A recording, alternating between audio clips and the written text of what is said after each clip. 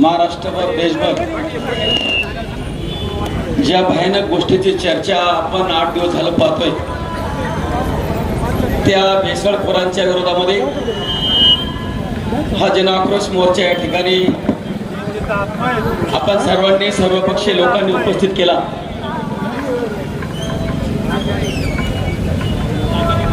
हे अंत्ययात्रेची गाडी जाते, कृपया सर्वांनी आपण फोन आलो हे तुम्हाला आम्हाला सर्वांना माहिती आहे। अधिकचं नवीन काही वेगळं मी सांगणार नाही, परंतु जो भ्रष्टाचार दुधात झालाय, अन्न भेसळ म्हणून झालाय, याचा संपूर्ण महाराष्ट्रभर काय गदारोळ झालाय आपण स्क्रीनवर पाहिला। लोक सांगतायत, मीडिया सांगताय, हे त्रिवार सत्य। या आंबेगाव मध्ये नेमकं झालंय काय? कुंपण शेत खाऊ लागल्यामुळे ज्ञान मागायचा कोणा का असा प्रसंग पाहिलाय। बांधवांनो, अरे तुम्हाला पैसेच कमवायचे होते, अनेक क्षेत्र आहेत, तुम्हाला भ्रष्टाचार करायचाच होता। तुमच्या नीतीमध्ये जर तसंच होतं तर तुम्ही अनेक गोष्टीमध्ये अनेक व्यापार केला असता, त्याच्यात पैसे खाल्ले असते तर लोकांना इतकं वाईट वाटलं नसतं। परंतु तुम्ही पैसे कमवण्याच्या नादामध्ये लोकांच्या जीवाशी खेळ केला, हे तमाम महाराष्ट्रातल्या जनतेला मान्य नाही। म्हणून तुम्हाला संघटित गुन्हेगारीमध्ये मोका लावा ही भावना लोकांनी आज या ठिकाणी व्यक्त केलेली आहे, कारण ही संघटित गुन्हेगारी आहे। माझं वैयक्तिक मत आहे, आम्ही भारतीय जनता पक्षाचे बरेच लोक स्टेजवर आहेत। आमचं कालच ठरले, आदरणीय देवेंद्रभाई फडणवीस यांना पत्र द्यायचंय, तुकाराम मुंडे सारखे अधिकारी महाराष्ट्रात एक 10-15 लोक सोडा, ही सगळी महाराष्ट्राची घाण साफ करायला लावा, जेणेकरून सर्वसामान्य माणसाला मुक्त जीवन जगता येईल। आपण सर्वांनी पाहिलं असेल, पश्चिम बंगाल असेल, बिहार असेल, यूपी असेल, गुन्हेगारी, भ्रष्टाचारी, भेसळयुक्त, भाईगिरी, हप्तेगिरी, छेडछाडला रस्त्यावर आणून चौकात चौकात चोपला जातो। हा कायदा महाराष्ट्राला अत्यावश्यक गरजेचा आहे। आणि म्हणून आमचं म्हणणं आहे, आता हे तुकाराम मुंडे साहेब अजिबात त्यांची बदली वगैरे काही होणार नाही, त्यांच्या डोक्यावर कोणाचा हात आहे तुम्हाला आम्हाला सर्वांना माहिती आहे। आणि म्हणून असे अनेक अधिकारी अनेक खात्यामध्ये जर सोडले तर ही सगळी साफसफाई केल्याशिवाय आपलं सरकार स्वस्थ बसणार नाही। आणि जर सरकार असंच राहिलं तर सरकारला सुद्धा आपलेच लोक उलथून पाडल्याशिवाय राहणार नाहीत, कारण लोकांना काय पाहिजे हे तुम्ही आम्ही सगळ्यांनी ओळखलेलं आहे। कोण कोणाला पाठीशी घालते, कोण कोणाच्या मदतीने करते, कोण कोणाच्या जीवावर उठते, हे सगळं तुम्हाला आम्हाला सगळ्यांना माहिती आहे।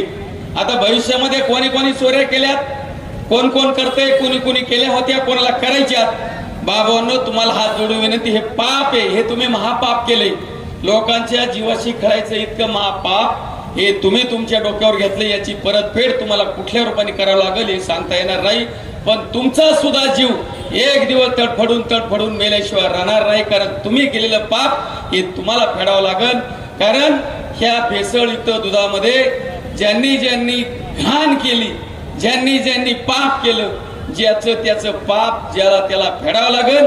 कोणी ज्याचं समर्थन करत असतं तर ते समर्थन अजिबात कोणी करू नका। जे कोणी करताय त्यांना दोषी ठरवा, त्यांना कडकातली कडक शिक्षा झाली पाहिजे, एवढंच या ठिकाणी सांगायचं। तर कोणाचं नाम म्हणलं घ्यायची काय या ठिकाणी गरज नाही। पत्रकारांनी त्या दिवशी आम्हाला सुद्धा विचारलं, तुम्ही भारतीय जनता पक्षाचे पदाधिकारी आहे, तुमचं काय मत आहे, ही संशयाची सुई कोणाच्या दिशेने फिरती सगळ्यांना माहिती आहे, स्टेजवरच्यांना माहिती आहे, खाली बसलेल्यांना माहिती आहे। आता जोपर्यंत तपासामध्ये नाव सिद्ध होत नाही तोपर्यंत आपण सुद्धा कोणाच्या नावाला बोट लावू शकत नाही, परंतु केलेलं पाप हे ज्याला त्याला फेडावं लागल। मीडिया समोर हे सुरेश वाणी आहेत, ते मीडियामध्ये मुलाखत घेत असताना कोण कोण किती खोटं बोललं तुम्ही पकडलेलं आहे, म्हणून खोटं बोलून सुद्धा तुम्ही पाप करायचा प्रयत्न करता, परंतु या पापातून कोणालाही मुक्त होता येणार नाही। मुक्त व्हायचं असेल तर आपल्या जीवाभोवती काहीतरी गडबड होईल आणि मग त्याच्यातून मुक्तता करता येईल। एवढ्याच्या प्रसंगी सांगतो, अजून माझ्या पाठीमागे 4-2 नेते बोलणार आहेत आणि माझं तर वैयक्तिक मत आहे, या गुन्हेगारीतून लोकांची सुटका करायची असेल तर पोलीस खात्याने सुद्धा आपला बडगा त्या पद्धतीत उगारला पाहिजे।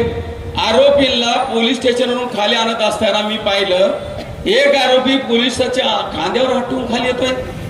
काय पोलिसांचा आदर्श घेणारी तर पोलीस लोक आहेत आमचे मित्र, काय आदर्श घेणार लोक? गुन्हेगाराला गुन्हेगारासारखी वागणूक द्या, चांगल्या माणसाला चांगली वागणूक द्या, पोलिसांनी सुद्धा पोलिसांसारखं वागलं पाहिजे, एवढंच या ठिकाणी सांगतो। आणि आपले सर्वजण, आपण सर्वजण हे सर्व विचार ऐकण्यासाठी उपस्थित झालात, तुमचं मनपूर्वक स्वागत करतो, माझे विचार थांबवतो। जय हिंद, जय महाराष्ट्र।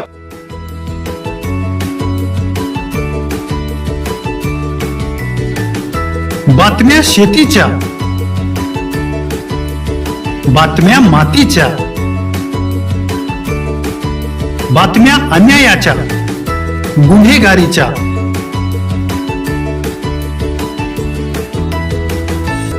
राजकारणाच्या आणि समाजकारणाच्या, शोषणाविरुद्ध बुलंद आवाज, जनसामान्यांच्या हुंकाराची गाज, सत्कार्याला प्रोत्साहन, दुष्कृत्याला अनुशासन, निर्भीड, निस्पृह, सडेतोड, बेधडक आणि रोखटोक म्हणजेच विघ्नहर टाइम्स. शोध बातमीचा, ध्यास सत्याचा. आपलं चॅनल, आपली बातमी. सबस्क्राईब तर कराच, पण बेल आयकॉनवर क्लिक करायलाही विसरू नका.